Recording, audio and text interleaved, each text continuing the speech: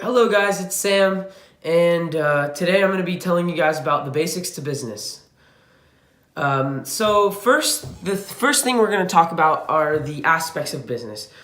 And so step number one, the first aspect of business is to identify your specific audience. Narrow down your audience. You really want to do this because your audience, in order to have a successful business, you need to know exactly what you're aiming your product towards. Step two, establish the business process. So that's understanding the the activity required, and understanding what you need to do in order to achieve your successful business. So going through that process, establishing exactly what you need to do in order to get where you need to go. Step three, or the third aspect of business, is to record the key business resources. So like the daily process and the business goals. The fourth aspect of business is to develop a strong value proposition. And so that's standing out and innovation and being kind of revolutionary, trying to develop a strong valued product so that it kind of stands out from other ones, and it's not a very generic thing. It's a very unique product. The fifth aspect is to determine key business partners. So that's functionality that contributes to the functionality and the contribution towards your business. You need to know what it is that you need to do in order to, who the people that you need are in order to succeed. Your business, in order to succeed, needs to have key business partners and key people that you work with, because those people that you work with, you're gonna have to build a relationship with them, and they're also gonna be essential for your business. So make sure you choose the right partners for you and the ones that best suit your business and all that you do.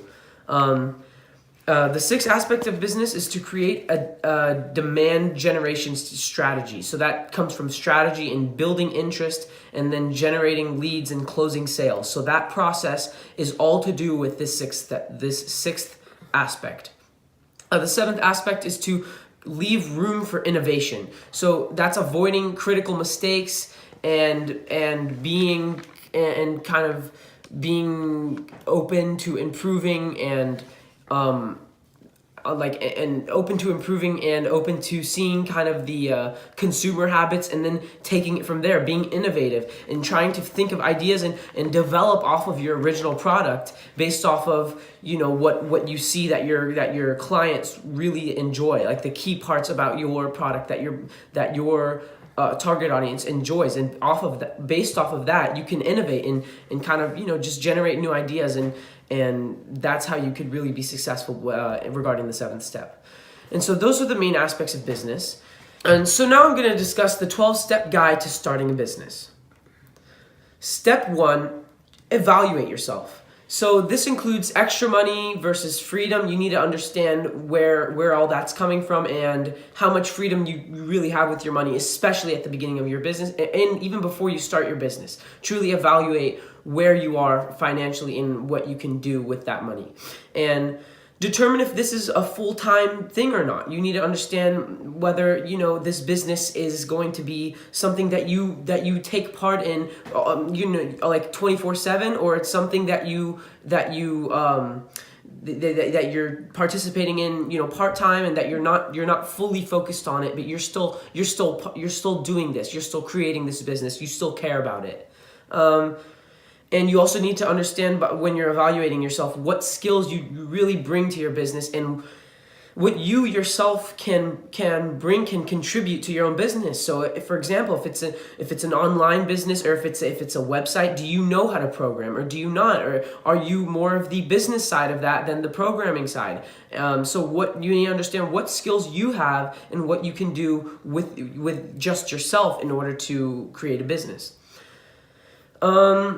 You also, when you're evaluating yourself, understand your passion, because your passion is also going to be reflected in your key ideas and your most creative ideas. So really just understand your passion and know what it is that you love to do and that you would love to do for the rest of your life.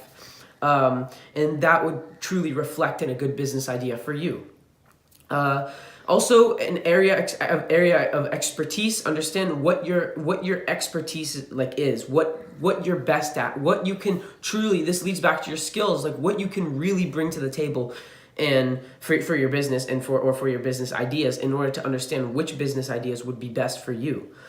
Also, how much can you realistically spend? Are you in a place where you can financially spend a lot of money on a business, that you can take financial risks? Because business takes a lot of financial risks and a lot of confidence in yourself to expand your business. So you need to understand, are you financially ready for that? Can you realistically spend enough money to start a business, or to start certain types of businesses, which we'll get into later.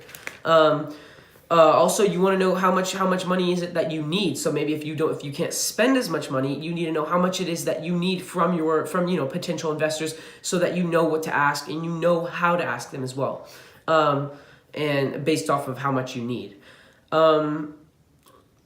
So also, what lifestyle do you have in mind? Now, this is a pretty big point, because you want to understand, like, this is something that a lot of people think about. Oh, I want to be, rich. I want to be successful. I want to have a big house. It's not all about, it's not all about that. It's more about your lifestyle. What lifestyle is it? Really picture that in your head. What lifestyle is it that you want to have when you're older? And this can really inspire you in many different ways.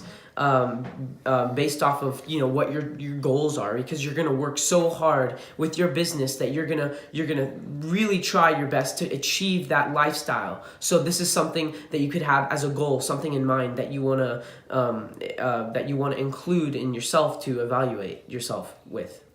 And one of the biggest points of this is to be honest to yourself about all of the points that I mentioned. So you want to be honest to yourself about how much money that you really can spend. You want to be honest to yourself about your passion. Don't pick a business that you're not going to enjoy, because you're not going to be happy with your business in the long run. Don't lie to yourself. Don't just be like, oh well, this is something that could really work, and then you realize 2 years, 3 years down the road, oh, I really don't enjoy this, or this is really not for me. Oh, maybe it was a good idea, but it was really not for me. So choose something that's true to you, that you really know that you would enjoy.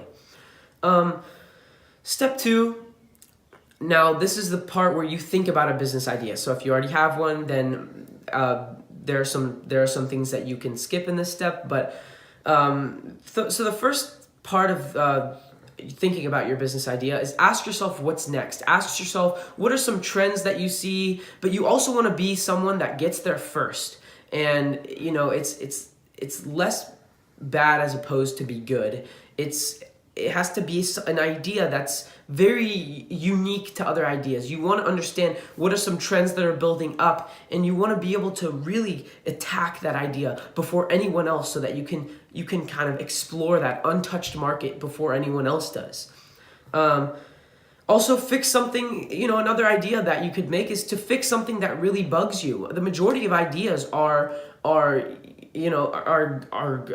the majority of ideas are built off of things that don't work. And so when those things don't work, people usually tend to innovate and think, well, how could I make this better? How could I make this easier? And so it's, as I mentioned in the previous point, which applies to this point as well, is it's less bad as opposed to good. It's more of something that you make less complicated. And people, that really works in a lot, and that has proven to work in a lot of different cases, in a lot of different businesses, I mean. So the next part of this is to apply skills to a new field. So maybe you would have a fresh perspective to something that you understand well and that you can participate in. So really, you could build a fresh perspective to something. And another thing is to use better, cheaper, and a faster approach. So apply all of your knowledge and everything that you know and your skills and that which you would attain by evaluating yourself to kind of build successful or more successful elements of a business idea. And also in this process of step 2 in the guide is to really understand, and really understand that you can ask questions. You can always question yourself, question ideas, and question everything, because you can really build off of questions successfully. So step 3, do your market research. So this research is would research potential rivals within the market, and another thing that you would want to do in this step is to research, conduct interviews and surveys and questionnaires. This is really important in your market research, because you're understanding, through the market and through the way that things work in time, how things work well with your target audience or with people in general. So by doing these surveys, doing these questionnaires, you're gonna understand your market a lot better. And another thing is to use only secondary research and online resources, and also people you know. The fourth step of the guide is to get feedback. And so this includes to allow others to interact with your product. So see reaction and to see the reaction and understand what is it that you can what is it that you can improve on based off of just your idea. So based off your business idea, you're not gonna have much feedback for yourself, because you're gonna be thinking about that throughout the entire process. You're gonna be thinking, what is it that like maybe this could be better? Oh, what is it that I can fix in this aspect of my business, in this aspect of my idea? But when you get a new vantage point, when you get feedback from other people, you allow them to give you feedback from a different perspective. So that really helps your business idea as well, because you're getting more perspectives, especially if it's from your target audience. That feedback would be a lot more valuable.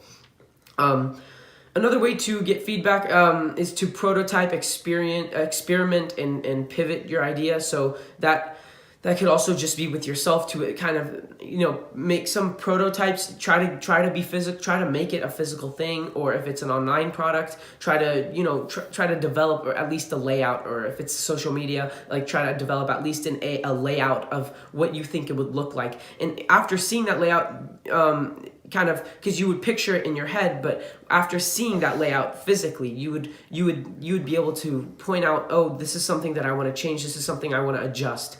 So that's important, and that leads on to the next point, which is the experimenting. So when you experiment with your product and with your prototype, or with just your idea, experiment different things in relation to that. Be creative with this step, and through that you'll also find some things that you can improve on, or your idea rather.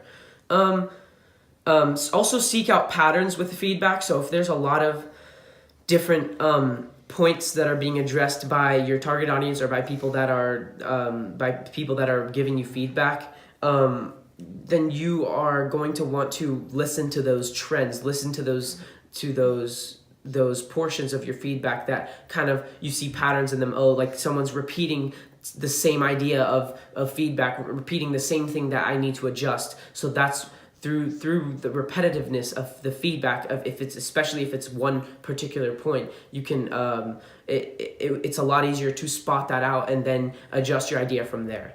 And for this step as well, just ask a lot of questions to your target audience, or to different people, because questions are never a bad thing to do. Always question, like your idea, even question it to yourselves. If you see a portion of your idea that may be a little bit kind of unstable or iffy, then you can kind of challenge it. You can be like, well, how can this be improved, or what about this specific part? Why does this not look as good as the other parts? And you can just question so many different things, and question other people. If other people are giving you feedback face to face, just continue to ask them questions. Well, what is it that's something that you can see about this business that really doesn't work, or something related to that.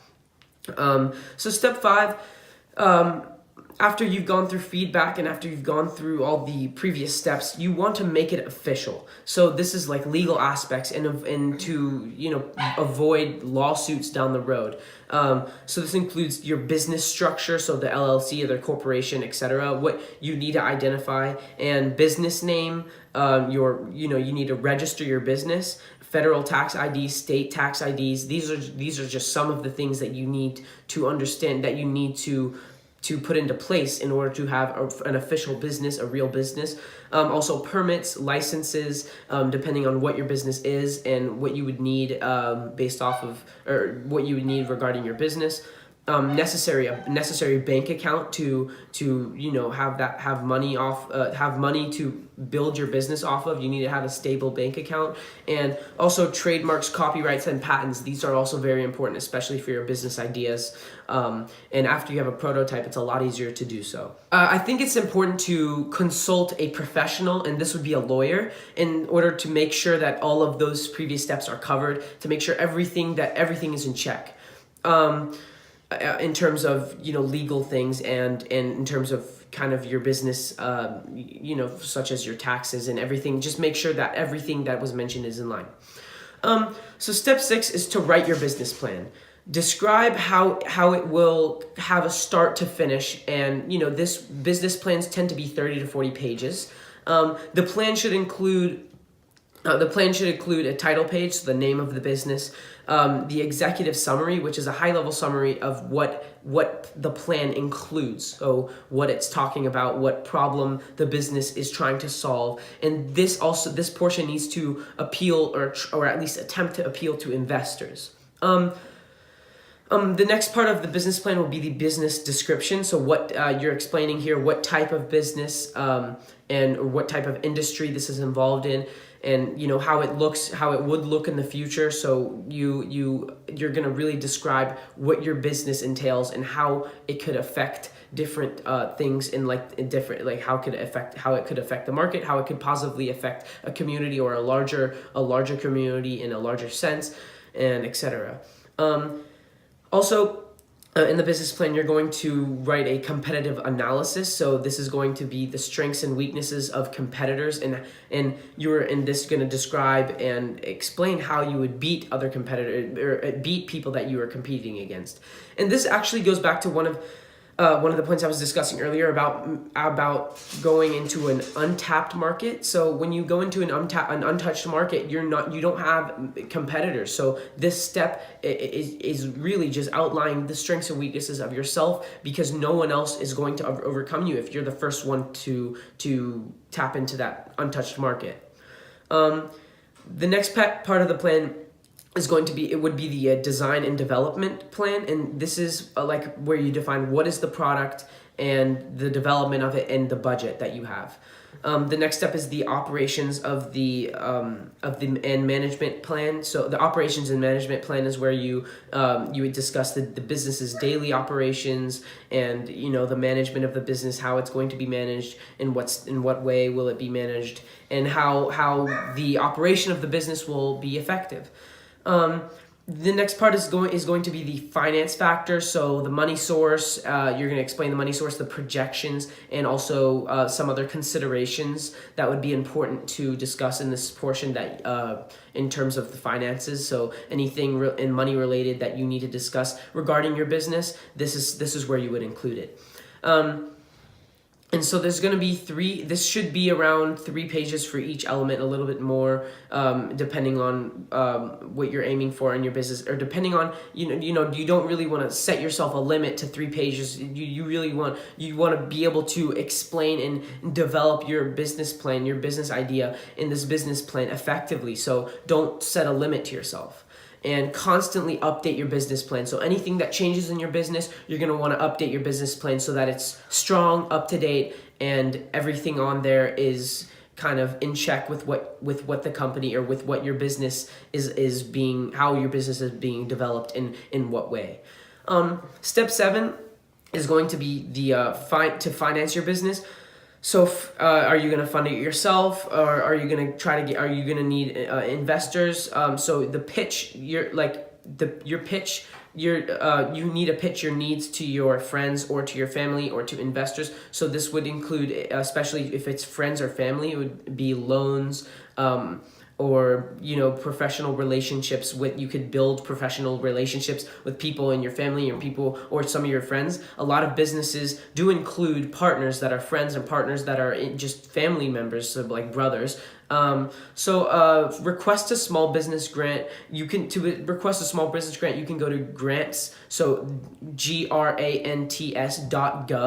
and there you can actually request a small business grant for your own, if you are thinking of starting or if you want to start a small business. And even if you are thinking of starting a multinational business, this is a great place to start. So if, again, it's grants.gov, grants.gov.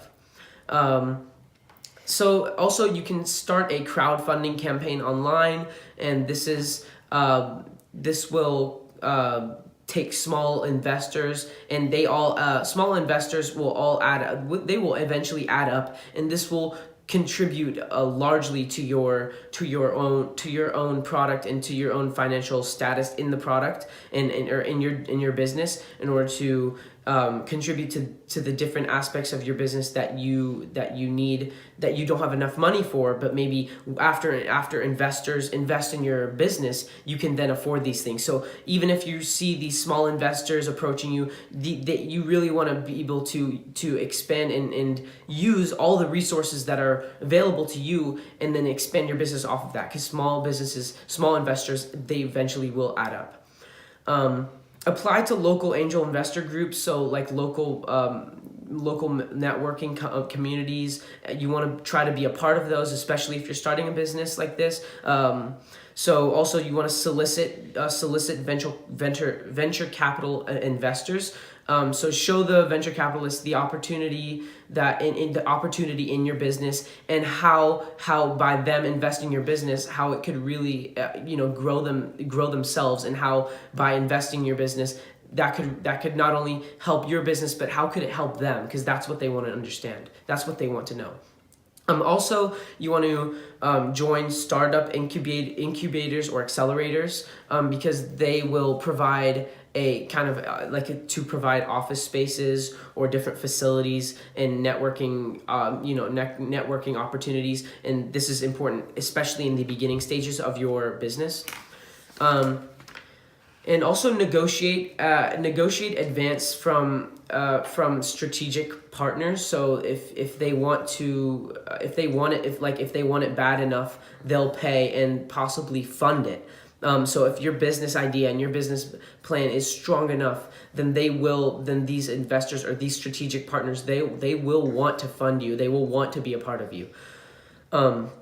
Also, trade equity or services for startup help. So you could trade a percentage of your company, or trade future services of your company when it's in motion. You could trade that for startup help, for help at the beginning of your business. You could also seek a bank loan or a line of credit. This could apply with you can apply with small business administration. The 8th step of the 12-step guide is to develop your product or service. So you'll be really excited to get into your product, but you're also going to need to contact who you need to make this happen.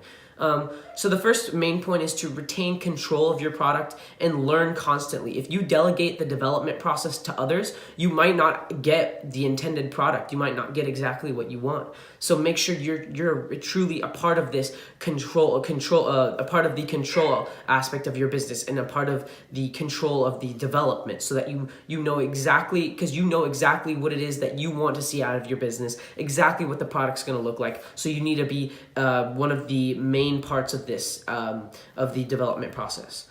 Also, implement checks and balances to reduce the risk. So this is consulting multiple people, such as engineers, or to check their work to limit error. So always check over your work. Always check over every step of the way towards achieving your intended product.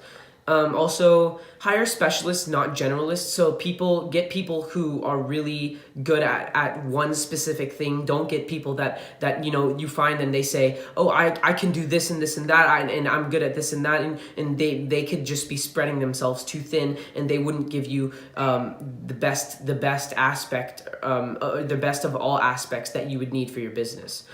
So make sure you hire specialists. Don't put all of your eggs in one basket. So make sure that you cannot lose all of your progress if one freelancer or contract falls through. Make sure that you have backups. Make sure that you spread your eggs in different baskets, and so that you if you lose one person that you see that as a key contributor to the development process, that you don't lose everything. Also, manage the product development to save money. So rates may vary. So make sure that you aren't paying for an overqualified specialist, especially for your small business or startup business, as opposed to getting a regular specialist, but they charge for a lower price, a more reasonable price for the same exact quality of work. Learn as much as you can about the production process, so that you know exactly who to hire, and you know your budget. Step 9 is going to be to start building your team. To scale your business, you need to delegate responsibilities to others. So partners, employees, and freelancers will be key parts to your startup business. You want to clearly state the goals so that everyone is on board, and everyone that is on board must understand the mission of their own role. So they must understand also the mission of the business itself, so that they understand the bigger picture and what they need to do to contribute to that. Also, follow hiring protocols. So the consideration screening, asking the right questions, and making sure that they have proper forms, etc. Also, establishing a strong company culture. It's all about respecting and empowering employees through training and mentorship. And this is important because that will also reflect within your business and treatment that your employees, that your partners, that your freelancers have towards each other. Which, if everyone treats each other well in the correct manner, then the business will flow, and there won't be any personal issues that interfere with the success of the business. So step 10 is to find a location. So the style of operation must be consistent with style, but an image of the company. The demographics, in terms of demographics, you want to understand who are your customers, and how important is their proximity to your location. So if it's an in-store thing, you need to be close to your target audience. And if your target audience is in a lot of different places, you might want to start thinking about how you're going to make this a multinational business. So you want to understand that you're going to be able you're going to understand who your customers are, and how important their proximity is to you, so that you know exactly where you need to be, where your locations need to be, if you are developing an idea or a business that involves a lot of stores. If it's an online business that you're starting, then this doesn't really matter, as long as you know that you can reach people, reach your target audience in a smooth way. If it's foot traffic, so for stores, make sure also that it's easily accessible or easy to spot, or that it stands out in some way. And so accessibility and parking, this is also for in-store, to make sure that you have kind of an appropriate number of parking spots. And if your business starts to kind of grow rapidly, and it starts to get to the point where you don't have enough parking spaces, you might want to look into how you're going to make that happen, because anything like this could actually affect the amount of business that you get. Even these little things like parking, this can really affect the amount of customers that you get, because if they can't park near your store or next to your store, they're less likely to be able to buy to want to buy from you, or to be able to buy from you. So proximity to competition. It's good to have a little competition, but this depends on your business as well. So if, for example, if your business is something that if you have competition, it would hurt your business, especially in the beginning stages. Maybe you don't want to be as close to other businesses and other services, which leads to the next point of your proximity to other businesses and services. So this is looking into into businesses and services around you, and see how they can help your business. And also ordinances, like this could help depending on the situation. So if you're a daycare, if your business is starting a daycare, and a lot of ordinances with starting a daycare is that there can be no nearby liquor shops, which could actually improve the safety of the area where your daycare is. Also, the building's infrastructure. If you're looking at an older building, make sure that it can support your high tech needs or some other needs that you might need that maybe some old buildings cannot offer. So make sure that your business is working in an area where it can truly flourish and it can access all of the points that it needs to be able to access in order to succeed. Also, rent and utilities. So rent is actually the largest facility expense, and so you want to make sure that that you have all of these costs in line before kind of committing to a facility. So step 11 is going to be to start getting some sales. So your business will always depend on, the sales that you've made and revenue. And so, for example, Steve Jobs, he called every day in his garage. He called investors until he got enough to be able to move out of his garage and truly, get Apple, get the ball rolling. So these are some 4 pointers to be able to start getting some sales. So the first point is to listen. So when you listen to what your client wants, you can figure out from there how you can make that happen. You want to also ask for commitment, but not be pushy. And I stress this: do not be pushy, because you can't be shy to close a sale or to get your business to the next step with an investor, but you also don't want to make these customers or clients or investors feel forced. So if they feel forced, they're gonna want to back off, and they might not want your business anymore simply because of the way that you interacted with them. So be careful with this step. It's also okay to hear no. So some investors or some clients will actually allow you to pitch your business to them without even being interested because of simply being too polite. Which does waste time. But it is okay to hear no. Also, prioritize your business. So generate revenue and running a profitable business. This takes a lot of time and effort from the business and from yourself. So be able to you need to understand that this is a priority at this point. Also, identify targets that you truly want or that truly want or show interest in your product, and then come up with a strategy to use what you have to generate revenue through that point, through that vantage point. And so the last step is step 12: grow your business. And so this includes expanding your offers out and buying out other businesses to eliminate competition, marketing yourself. So this could be through social media, through a mailing list, and this would all be towards your target audience. So if your target audience uses a lot of social media, then maybe the social media marketing is would be more applicable and more effective. And if it's an older group or an older target audience that doesn't have social media, maybe an emailing list would be more effective. So understand how you're going to market yourself based off of your target audience. Also, retain your customers. So the easiest sales are the ones that you already have. So build a relationship with your customers. And also constant competition in the marketplace, meaning there's constant competition in the marketplace, meaning that you will always have to work to be a successful business. And lastly, continue researching the market, hiring useful people, and making a kind of a supreme product. And so that's the end of the 12-step guide.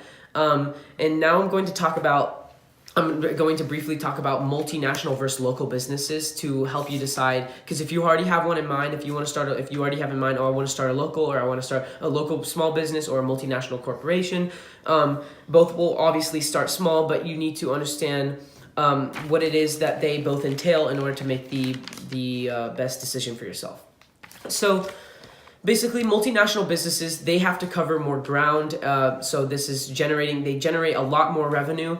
But they also have, you have to hire loads of employees, and you have to pay for medical expenses and insurance for almost all of your employees. And this also includes more building space. So with a multinational corporation, you're going to need more locations.